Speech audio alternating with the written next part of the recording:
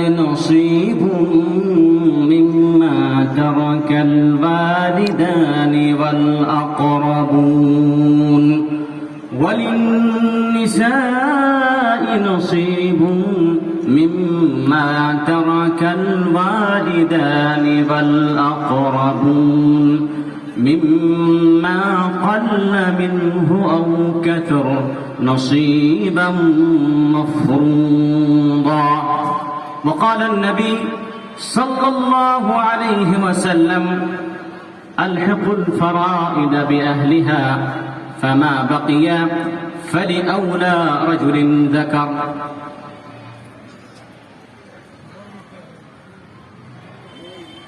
শ্রদ্ধেয় সুসম্মানিত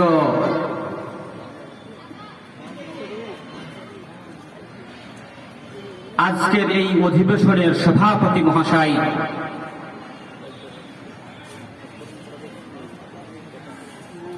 আমার উস্তাদ তুল্য ফদিলাতুশ শেখ জনাব ইসহাক আল মাদানী, ইসলামের প্রহরী উলামায়ে কেরাম,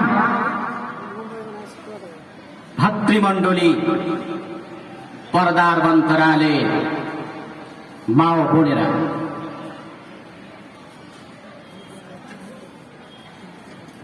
আল্লাহ রাব্বুল আলামিন আমাদেরকে যেই ধর্ম দিয়েছেন তার নাম হচ্ছে ইসলাম। আর ইসলাম একটি এমনই ধর্ম যেই ধর্ম সর্বকাল সর্বজনীন, প্রত্যেক ব্যক্তি নরনারী, সাদা কালো, ছোট বড়, সব সময়ের জন্য প্রযোজ্য। এবং এই ধর্ম পরিপূর্ণ ধর্ম। মানুষের ইহকালিক এবং পরকালিক জীবনের কোনো একটি দিক নেই যে দিকটি সম্পর্কে ইসলাম আলোচনা করেনি বা ইসলাম আলোকপাত করেনি।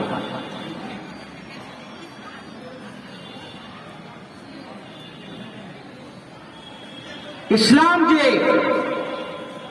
পরিপূর্ণ ধর্ম, আল্লাহ রাব্বুল আলামিন একথার ব্যাখ্যা দিতে গিয়ে বলছেন, আল ইয়াউমা আকমালতু লাকুম দীনাকুম ওয়া আতমামতু আলাইকুম নি'মাতি ওয়া রাদিতু লাকুমুল ইসলাম দীনা।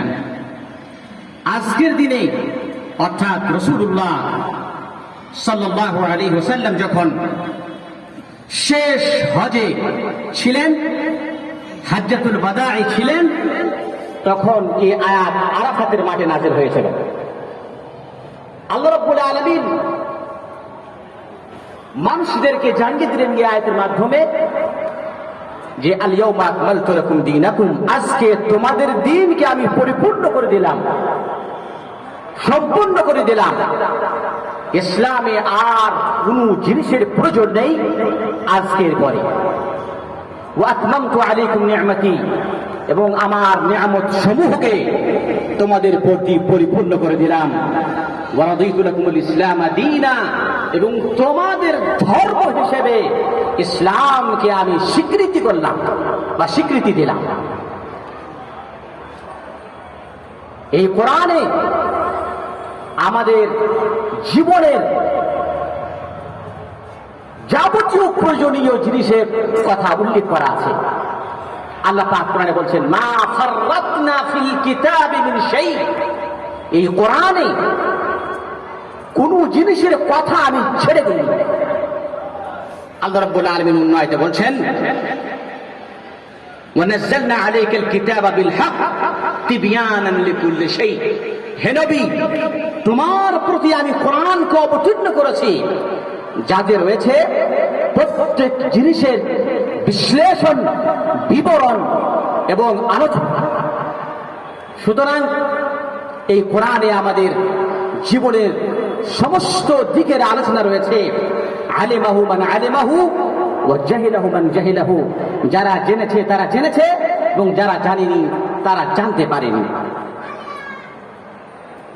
এই যে ইসলাম, যে ইসলামের গ্রন্থ হচ্ছে কোরআনে কারীম, সে গ্রন্থকে যদি আমরা প্রথম থেকে নিয়ে শেষ পর্যন্ত অধ্যয়ন করি, তাহলে আমরা ইসলামের সারাংশ আমরা এই ভাষাতে ব্যক্ত করতে পারি যে ইসলাম নাম হচ্ছে অধিকারের নাম, হকের নাম, অধিকারের নাম, প্রাপ্যর নাম হচ্ছে ইসলাম। পুরো ইসলামটা প্রাপ্যের উপরে কায়েম ও দায়েম, হকের উপরে কায়েম ও দায়েম। আপনি কাউকে হক দেবেন আর অন্যের কাছ থেকে আপনি হক নেবেন, এটাই মানে হচ্ছে ইসলাম। সুতরাং ইসলামের যতগুলি হক আছে, ইসলামের সমস্ত হকগুলিকে, প্রাপ্যগুলিকে আপনি দুই ভাগে ভাগ করতে পারেন। একটা হচ্ছে হুকুকুল্লাহ, আল্লাহর হক, আল্লাহর অধিকার, আল্লাহর প্রাপ্য। আর দ্বিতীয় হচ্ছে হুকুকুল ইবাদ, অর্থাৎ বান্দাদের হক, বান্দাদের প্রাপ্য, বান্দাদের অধিকার। এই দুটোই অধিকারের নাম হচ্ছে ইসলাম। আল্লাহ রাব্বুল আলামিনের হক আমাদের প্রতি কি আছে? আল্লাহ রাব্বুল আলামিন আমাদের প্রতি যতগুলি জিনিসকে ফরজ করেছেন, যতগুলি জিনিসকে আমাদের করতে আদেশ দিয়েছেন, সেইগুলো পালন করাই হচ্ছে আল্লাহর হক। এবং আল্লাহ রাব্বুল আলামিন তার প্রতি ঈমান আনা, তাকে বিশ্বাস করা এবং তার আসমা ও সিফাতের প্রতি বিশ্বাস করা, এটাই হচ্ছে আল্লাহ রাব্বুল আলামিনের হক। মুআয বিন জাবাল রাদিয়াল্লাহু তাআলা আনহু বলছেন, একদা রাসূলুল্লাহ সাল্লাল্লাহু আলাইহি ওয়াসাল্লামের পিছনে আমি বসেছিলাম। আল্লাহর রাসূল আমাকে সম্বোধন করে বললেন, ইয়া মুআয, হে মুআয, তুমি কি জানো মা হাক্কুল্লাহি আলাল ইবাদ ওয়া মা হাক্কুল ইবাদি আলাল্লাহ? হে মুআয, তুমি কি জানো আল্লাহ রাব্বুল আলামিনের বান্দাদের প্রতি কি হক রয়েছে এবং বান্দাদের আল্লাহ রাব্বুল আলামিনের প্রতি কি হক রয়েছে, তুমি কি জানো? মুআয ইবনে জাবাল রাদিয়াল্লাহু আনহু বলছেন যে, হে আল্লাহর রাসূল, এটা আমি কিভাবে জানতে পারি? এর উত্তর, সঠিক উত্তর তো আপনি দিবেন, আপনি জানেন। রাসূলুল্লাহ বললেন, হাক্কুল্লাহি আলাল ইবাদি আন ইয়াবুদুহু ওয়া লা ইউশরিকু বিহি শাইআ। আল্লাহর হক বান্দাদের প্রতি হচ্ছে এই যে বান্দা একমাত্র আল্লাহ রাব্বুল আলামিনের ইবাদত ও বান্দাগি করে আর আল্লাহর সাথে অন্য কাউকে সমকক্ষ তৈরি না করে, অর্থাৎ শিরক না করে। এটা হচ্ছে আল্লাহ রাব্বুল আলামিনের সবচেয়ে বড় হক, সবচেয়ে বড় হক। আল্লাহ রাব্বুল আলামিনের হক আমাদের প্রতি যেগুলো আছে অনেক, কিন্তু তন্মধ্যে বা তার মধ্যে সব চাইতে উচ্চ স্তরে, সব চাইতে উচ্চতর মানের আল্লাহর হক হচ্ছে আমাদের প্রতি কি? আল্লাহর ইবাদত করা এবং আল্লাহর সাথে কাউকে শরীক না করা, সমকক্ষ তৈরি না করা। এইভাবে বান্দাদের হক, বান্দাদের প্রকার অনেক। আল্লাহ রাব্বুল আলামিন ছাড়া যতগুলি আল্লাহ রাব্বুল আলামিনের সৃষ্টি আছে সবাই হচ্ছে আল্লাহ রাব্বুল আলামিনের বান্দা, সবাই আল্লাহ রাব্বুল আলামিনের বান্দা। ফেরেশতা আল্লাহর বান্দা, মানুষ আল্লাহর বান্দা, বৃক্ষ লতা পাতা আল্লাহর বান্দা, জীবজন্তু আল্লাহর বান্দা। সুতরাং বান্দাদের হকের মধ্যে ফেরেশতাদের হক আমাদের প্রতি কি আছে? এক মানুষের হক অন্য মানুষের উপরে কি আছে? এক চতুষ্পদ জন্তু যারা বলতে পারে না তাদের হক আমাদের প্রতি কি আছে? এগুলো হচ্ছে বান্দাদের হক। ফেরেশতাদের হক আমাদের প্রতি হচ্ছে এই, ফেরেশতাদের প্রতি ঈমান রাখা। যেমন আল্লাহ রাব্বুল আলামিন কোরআনে এবং রাসূলুল্লাহ সাল্লাল্লাহু আলাইহি ওয়াসাল্লাম হাদিসে জিবরিলে পরিষ্কার ব্যাখ্যা দিয়ে দিয়েছেন, আল ঈমানু আন তুমিনা বিল্লাহি ওয়া মালাইকাতিহি, ঈমান হচ্ছে এটা যে তুমি আল্লাহর প্রতি ঈমান নিয়ে আসো, এবং আল্লাহর প্রতি ঈমান আনার পরে পরে তুমি আল্লাহ রাব্বুল আলামিনের ফেরেশতাগণের প্রতি ঈমান আনো। কেমন ঈমান আনো ফেরেশতার প্রতি? আল্লাহর ফেরেশতারা আল্লাহর মাখলুক, আপনাকে এইভাবেই ঈমান আনতে হবে যে এরা হচ্ছে নূরের তৈরি মাখলুক, মাটির তৈরি না। আমরা হলাম মাটি এবং পানি দিয়ে তৈরি, কিন্তু আল্লাহ মাখলুক যারা ফেরেশতা তারা কিসের তৈরি? নূরের তৈরি। এ কথা বিশ্বাস রাখতে হবে, এবং এ কথা বিশ্বাস রাখতে হবে যে আল্লাহ রাব্বুল আলামিন যতগুলি আল্লাহর ফেরেশতা আছে সমস্ত ফেরেশতাকে নিজ নিজ বিশেষ কাজে নিয়ন্ত্রিত করা আছে, তাদেরকে যুক্ত করে রেখেছেন আল্লাহ রাব্বুল আলামিন।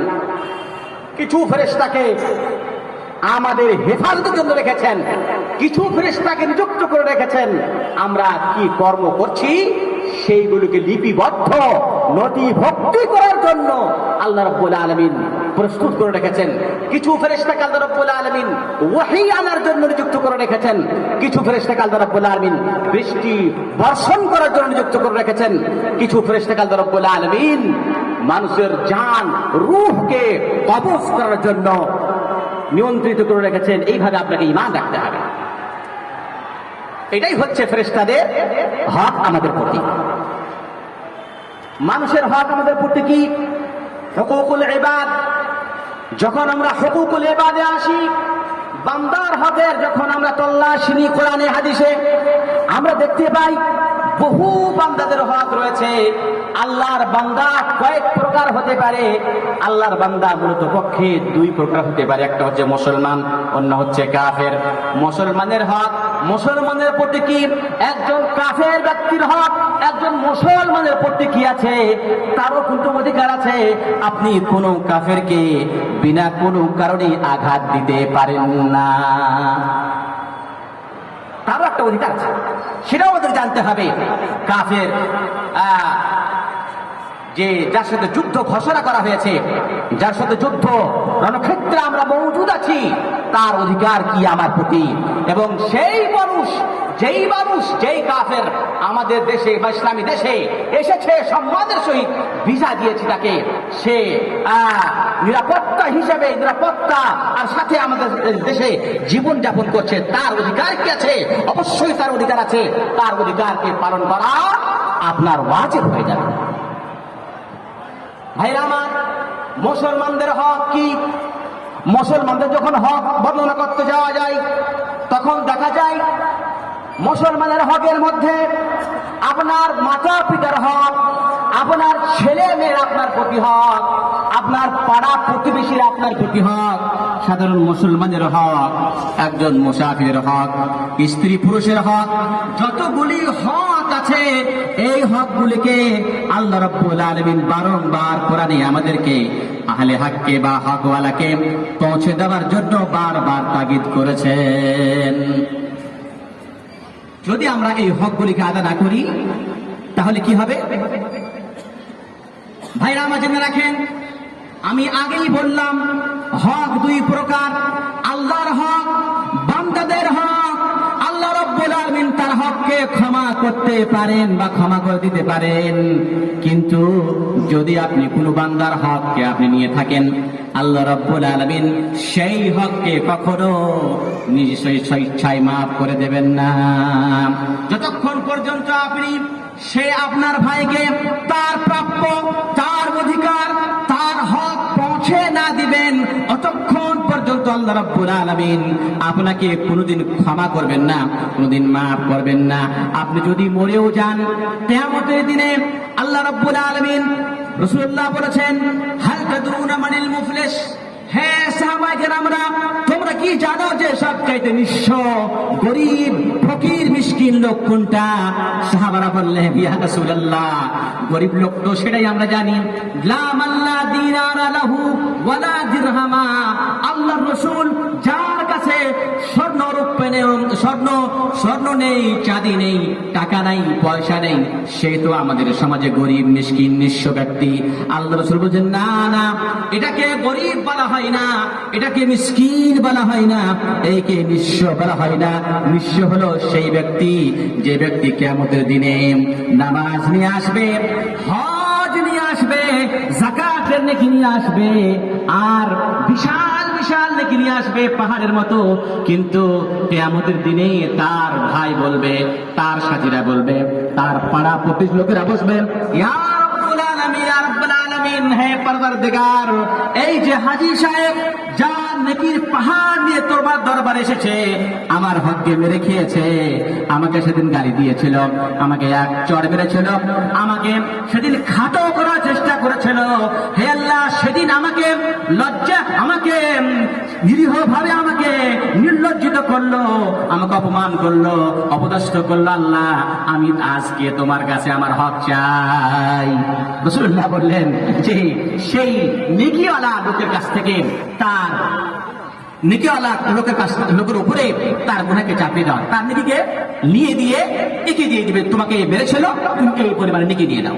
যখন তার নেকি শেষ হয়ে যাবে, যখন সেই লোকের নেকি শেষ হয়ে যাবে, তখন প্রাপ্য হকদার অধিকার লোকেরা বলবে, আল্লাহ, আমরা হক রাখি ওর উপরে, আমার জমিনকে সে কেড়ে নিয়েছিল, আমাকে হাল বইতে দেয়নি, আমার ধানের জমিকে কেড়ে নিয়ে আমার ছেলে মেয়ে সন্তানদের মুখে আহারকে কেড়ে নিয়ে আল্লাহ রাব্বুল আলামিন আমার জমি খেয়ে নিয়েছিল। আল্লাহ বলবেন, যাও, তোমার তো আর নেকি নাই, তোমার যতগুলি গুনাহ আছে সেই গুনাহ তোমার হক পরিমাণে তোমার গুনাহকে কেটে নিয়ে ওই বান্দার প্রতি চাপিয়ে দেওয়া হবে।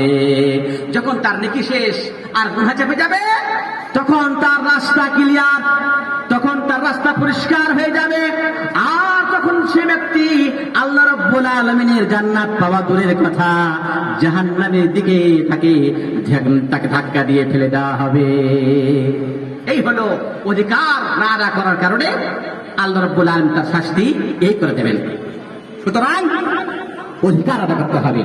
মিসকিন সেই ব্যক্তি, যেই ব্যক্তি আজ পৃথিবীতে তার দাপট, তার শক্তি, তার রাজনৈতিক বল, তার টাকার বল, অট্টালিকার শক্তি, গায়ের শক্তি, রক্ত গরম, যার কারণে গরিব, নিরীহ, নিঃস্ব, কমজোর, জয়ীফ লোকদের প্রতি অত্যাচার করে, হককে ছিঁড়ে খায়, আল্লাহ রাব্বুল আলামিনের কাছে সেই ব্যক্তি সব চাইতে নিরীহ, সব চাইতে দুষ্ট, আল্লাহর কাছে দুশমন, এবং কিয়ামতের দিনে তার কোনো পরিত্রাণ নেই, কোনো পরিত্রাণ নাই।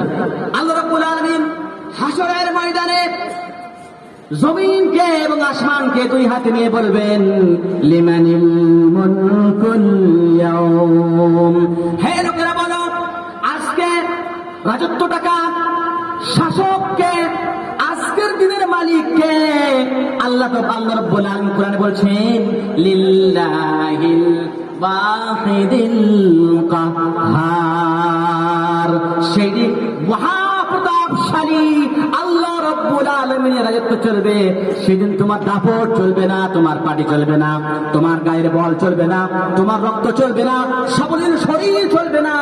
সেদিন যদি তুমি সৎ আমল করতে পেরেছো তাহলে পরিত্রাণ রয়েছে, আর যদি আপনি ভালো কাজ, সৎ কাজ না করতে পারেন তাহলে আল্লাহর কাছে কোনো আপনার রেহাই নাই। সুতরাং হকের ব্যাপারে আমাদেরকে সতর্ক থাকতে হবে।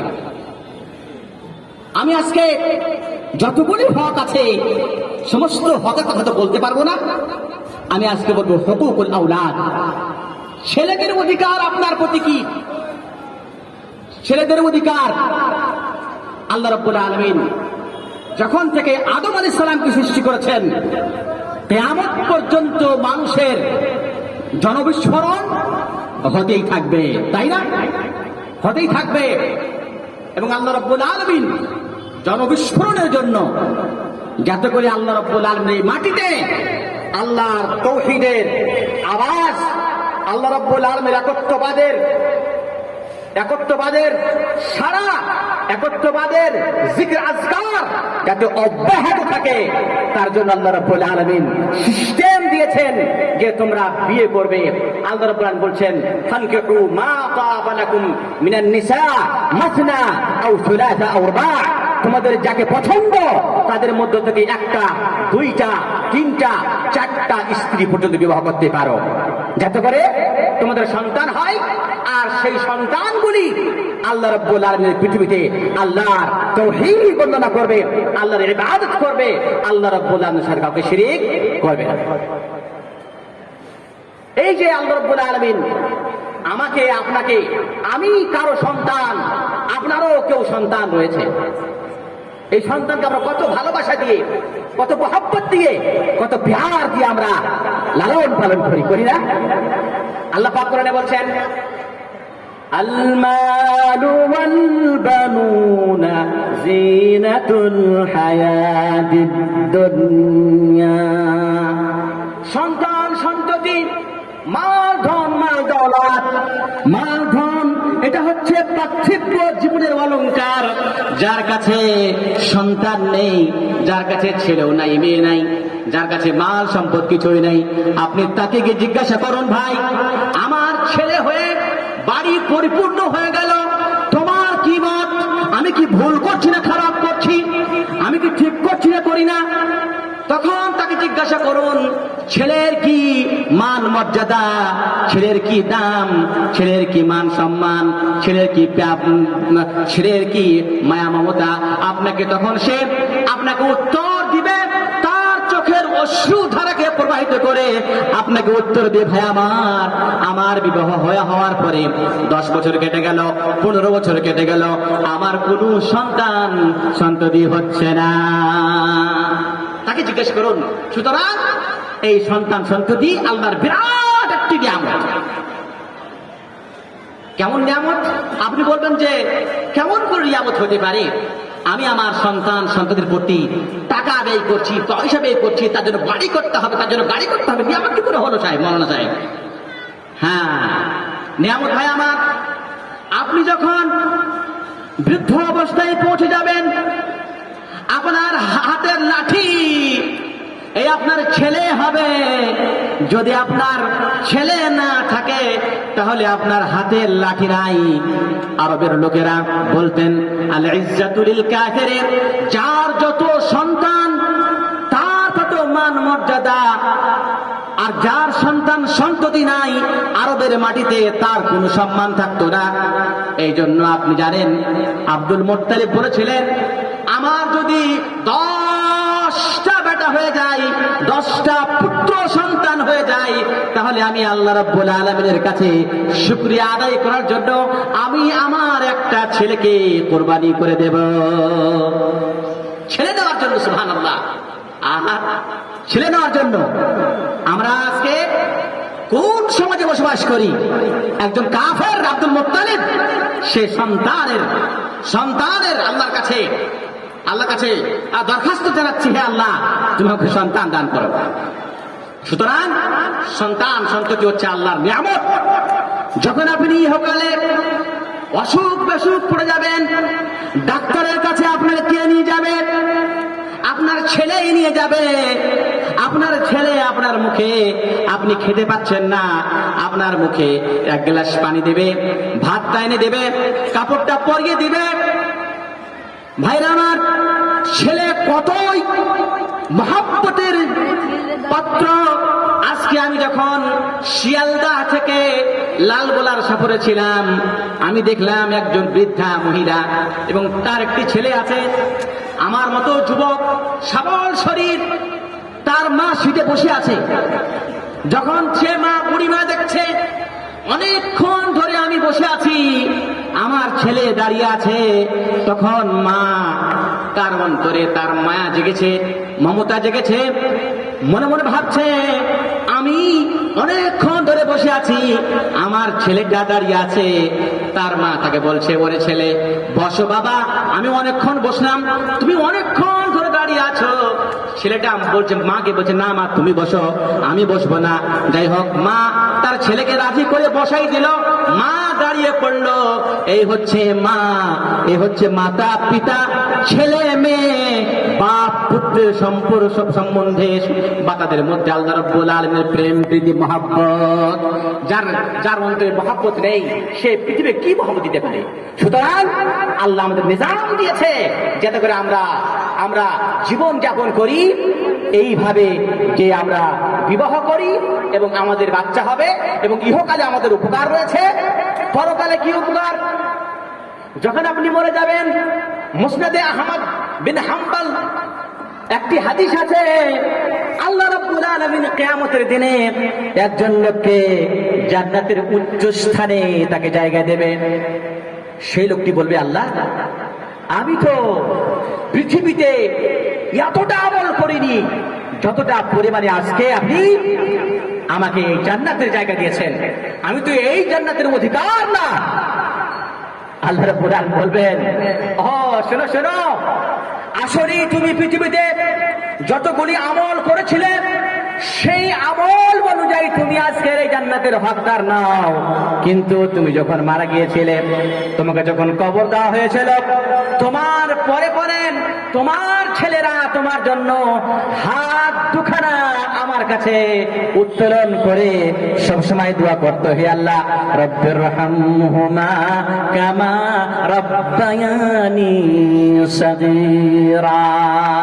হে আল্লাহ, যেভাবে আমার মাতা পিতা আমাকে শৈশবকালে বাল্যকালে মহব্বতের সাথে লালন পালন করেছিলেন, হে আল্লাহ তুমি আমার মাতা পিতাকে আজকে কবরে কি অবস্থায় জানি না, আল্লাহ তুমি আমার মাতা পিতাকে তোমার রহমতের মাধ্যমে রহমত দিয়ে তুমি তাদেরকে লালন পালন করো। তোমার ছেলের দুবার কারণে আজকে তোমার জান্নাতের মর্যাদা বেড়ে গিয়েছে। তাহলে যদি আপনি সন্তান সন্ততি না করেন, তাহলে আপনার ইহকালে আপনি উপকার পাবেন না, আর পরকালে পাবেন না। এই যে আল্লাহ রাব্বুল আলামিন আমাদেরকে সন্তান দিয়েছেন, ভাই আমার, এই সন্তানদের মধ্যে ন্যায় বিচার করা, এদের মধ্যে ন্যায় বিচার করা ওয়াজিব। যদি কোন লোক তার ছেলেদের মধ্যে ন্যায় বিচার না করে, ইনসাফ বিচার না করে, আদল না করে, তাহলে কিয়ামতের দিনে তার পাকড়াও হবে, গ্রেফতার হবে। কিসে ইনসাফ করবো মাওলানা? আপনার বাড়িতে যদি 4টা ছেলে থাকে, তাহলে ভরণ পোষণে কোনো ইনসাফ নাই। ভরণ পোষণে ইনসাফ হলো এটাই, ভরণ পোষণের ইনসাফ হলো এটাই, যাকে যতটা ভরণ পোষণ লাগবে আপনাকে ওকে অতটাই ভরণ পোষণ দিতে হবে। আপনি যদি বলেন যে আমার আব্দুল করিমের জন্য 500 টাকার কাপড় কিনলাম, তো আমার আব্দুর রহিমের জন্য আমাকে ছোট্ট ছেলে, 1 বছরের ছেলে 500 টাকার কাপড় কিনতে হবে, এমনটা নয়। এটাকে বলে ভরণ পোষণ খাওয়া। এতে আপনার আদল করা, ইনসাফ করা জরুরি না। যতটা যার প্রয়োজন আছে আপনাকে তার প্রয়োজন মেটাতে হবে, এটাই হলো ইনসাফ। যেমন আপনার ছেলে আছে, 10টা ছেলে আছে, যখন খেতে বসছেন তখন একটা ছেলে 2 প্লেট খাবার খাচ্ছে, আরেকটা ছেলে 1 প্লেট খাবার খাচ্ছে, আরেকটা ছেলে অর্ধেক প্লেট খাবার খাচ্ছে। আপনি বলবেন তাহলে তো ইনসাফ হলো না। জি না, এটা হলো ভরণ পোষণ। ভরণ পোষণে যতটা যার প্রয়োজন আছে অতটাই আপনাকে দিতে হবে। আপনার ছেলে স্কুলে পড়ে, বয়স হচ্ছে 15 বছর, কলম লাগে, খাতা লাগে, সাইকেল লাগে, ড্রেস কোড লাগে। আপনার 6 মাসের ছেলে বাড়িতে আছে, আপনি তার জন্য সামান্য মাত্র 500 টাকার একটা কাপড় কিনে তাকে পরিয়ে দিলেন। ইনসাফ কোথায় হলো? তাহলে আপনার জেনে রাখেন কায়দা, ভরণ পোষণে যতটা যার প্রয়োজন আছে অতটাই দিতে হবে। কিন্তু ভরণ পোষণ ছাড়া যদি আপনি আপনার ছেলেকে যদি হাদিয়া দিতে চান, হেবা করতে চান, আপনি যদি গিফট দিতে চান, তাহলে সেখানে আপনার আদল করা, ইনসাফ করা, ন্যায় করা আপনার ওয়াজিব হয়ে যাবে। যদি আপনি ন্যায় না করেন তাহলে এটা হচ্ছে তার প্রতি জুলুম হয়ে যাবে। কিয়ামতের দিনে সেই ছেলে যদি আল্লাহর দরবারে দাঁড়িয়ে সুপ্রিম কোর্টে যদি মোকদ্দমা দায়ের করে দেয়, তাহলে আপনাকে তার জবাবদিহি হতে হবে। এমনটা নাই, 5টা ছেলে আছে, একটা ছেলেকে বিল্ডিং বাড়ি করে দিলাম, দ্বিতীয় ছেলেকে টালির বাড়ি করে দিলাম। এটা না ইনসাফ। আপনি সফর থেকে এলেন, আপনি গিফট কিনেছেন, এক ছেলের জন্য কিনেছেন, অন্যের জন্য কিনেননি, এটা আপনার জায়েজ নয়। আপনাকে সমস্ত ছেলেকে ইকুয়াল ভাবে, বরাবর ভাবে দিতে হবে। ছেলে হোক কিংবা মেয়ে, ভরণ পোষণ বাদ দিয়ে যখন আপনি গিফট দেবেন, হাদিয়া দিবেন, তোহফা দিবেন, তখন আপনাকে বরাবর দিতে হবে, কম বেশি কোনো মুহূর্তেই চলবে না। বুখারী শরীফের হাদিসে আছে, বাশীর রাদিয়াল্লাহু আনহু বলছেন, আমার বাবা নোমানের 2টি স্ত্রী, বাশীর বলছেন আমি আমার দ্বিতীয় মায়ের সন্তান, অর্থাৎ আমার বাবা দ্বিতীয় বিবাহ করলো। আমার মায়ের নাম হচ্ছে আমরা বিনতে রাবাহা। আমরা বিনতে রাবাহাকে যখন বিয়ে করে নিয়ে আসলেন, তখন আমি জন্ম হলাম। আমি যখন জন্ম হলাম, আমার মা অর্থাৎ আমার বাবার ছোট স্ত্রী আমার বাবাকে বললেন, ও বাশীর, এই তো তোমার কত সুন্দর ছেলে নোমান হয়েছে, নোমান কিছু তুমি একটা হাদিয়া দাও না, একটা ছোট্ট ছেলে, আমি তোমার ছোট্ট স্ত্রী, দেওয়ান একটা হাদিয়া। বলছে কি দেবো বলো? বলছে যেটা আপনার ইচ্ছা। এক রিওয়ায়াতে আছে, বাশীর রাদিয়াল্লাহু তাআলা আনহু তার কচি বাচ্চা নোমানকে একটা বাগান দিয়ে দিল। অন্য রিওয়ায়াতে আছে, আতাহু গোলামান, একটা দাস দান করলেন। এবার তার স্ত্রী অতি চালাক, বলছে যে আজকে আপনি তো আমার ছেলে নোমানকে তো হাদিয়া দিলেন, তো এই হাদিয়াগুলো যাতে আপনার অন্যান্য ছেলেরা ছিনতাই না করে নাই, তো এর জন্য তো একটা দলিল হতে হবে না, তা না হলে তো কেড়ে নিতে পারে। তখনকার যুগের সুপ্রিম কোর্ট ছিল কে? সুপ্রিম কোর্ট হলো জনাবে মুহাম্মদুর রাসূলুল্লাহ সাল্লাল্লাহু আলাইহি ওয়াসাল্লাম। অতি চালাক স্ত্রী বললেন, আমি চাইছি হে বাশীর, তুমি এই ব্যাপারটাকে আল্লাহর রাসূলের কাছে গিয়ে বলো, আল্লাহর রাসূল, আমি আমার ছেলে নোমানকে হাদিয়া দিলাম, তোহফা দিলাম, দয়া করে আপনি একটু আমার হাদিয়ার প্রতি সাক্ষী থেকে যান। আপনি যদি সাক্ষী থেকে যেতে যান, তাহলে পৃথিবীর পুরো শক্তি আমার এই নোমানের হাদিয়াকে, নোমানের তোহফাকে আর বিকৃতি করতে পারে না। তার হাদিয়া তারই থাকবে, কেউ কলম উঠাবার শক্তি করবে না। বাশীর এবার খুব আনন্দে প্রফুল্লে খুশি হয়ে তার ছেলেকে নিয়ে সুপ্রিম কোর্টে হাজির। মোকদ্দমা দায়ের করছেন, বলছেন, জানাচ্ছেন রাসূলুল্লাহকে, হে আল্লাহর রাসূল, আমি আমার ছেলেকে একটা বিশাল বাগান দান করেছি। রাসূলুল্লাহ প্রশ্ন করে ফেললেন, হে বাশীর, তুমি কি হাল আতাইতা কুল্লা ওয়ালাদিকা মিসলা হাদা? হে বাশীর, তুমি কি তোমার সমস্ত ছেলেকে এই বরাবর দিয়েছো? আতাইতা কুল্লা ওয়ালাদিকা মিসলা হাদা। ওয়ালাদ আপনি বলবেন যে শেখ, এখানে তো আল্লাহ ওয়ালাদ বললেন, আরবিতে ওয়ালাদ মানে হচ্ছে, ইংরেজিতে বলে বয়, ছেলে না, আরবিতে ওয়ালাদ মানে হচ্ছে ছেলে মেয়ে উভয়। আরবিতে যখন ওয়ালাদ বলা হয় তখন ছেলে মেয়ে উভয়ের অর্থ। আল্লাহ বলেন, হাল আতাইতা কুল্লা ওয়ালাদিকা মিসলা হাদা, তুমি কি তোমার সমস্ত ছেলে মেয়েকে এই বরাবর দিয়েছো? বাশীর বললেন, না আল্লাহর রাসূল, আমি দেইনি। এবারে সুপ্রিম কোর্টের জবাব শুনেন, রাসূলুল্লাহ কি বললেন? রাসূলুল্লাহ বললেন, লা আশহাদু আলা জাওরিন, আমি অত্যাচার জুলুমের প্রতি কোনদিন সাক্ষী হই না। এটা জুলুম, অত্যাচার, আমি এর প্রতি কোনো সাক্ষী হই না। অন্য রিওয়ায়াতে আছে আশহিদু আলাইয়া গায়রি, আমি সাক্ষী হব না, আমার পরিবর্তে তুমি যাকে চাও তাকে তুমি সাক্ষী করে নাও। কিছু কিছু উলামা ইকরাম বলেছেন যদি কোনো বাপ তার কোনো এক সন্তানকে কিছু হাদিয়া দিয়ে দেয়, গিফট দিয়ে দেয়, তাহলে জায়েজ। কেমন করে জায়েজ? আল্লাহ নবী বললেন যে আমাকে ছাড়া কাউকে সাক্ষী বানিয়ে নাও। এই হাদিসের অর্থ এই নাই ভাই আমার। এই হাদিসের অর্থ হচ্ছে, যেমন আপনি আপনার ছেলেকে বলছেন, ও ছেলে রাত্রি 12টা কোথাও যেও না, বলছে আব্বা যাবো, যেও না, বলে যাবো, যেও না, বলছে যাবো। যখন আপনি বললেন যা, তার মানে কি যা বেটা, মাশাআল্লাহ, আমার আব্বা তো বললেন যাও, ঠিক আছে, মোটরসাইকেল বের করে চললেন।